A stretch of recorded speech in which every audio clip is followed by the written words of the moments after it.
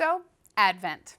The 4 weeks before Christmas that you have to slog through before you finally get something new and shiny, right? Well, maybe, but only if you ignore the lessons of this liturgical season. Advent starts the fourth Sunday before Christmas and is a time when Catholics focus on the themes of waiting in preparation for the birth of Christ. The name comes from the Latin adventus, which means coming, but that is actually a translation of the Greek parousia, which means coming, arrival, or presence. Parousia is the same word that's often used for the second coming of Christ. So, during Advent, Catholics prepare for the birth of Christ 2,000 years ago, but also his coming at the end of time, as well as into our hearts every day. Pope Benedict XVI summed this up nicely.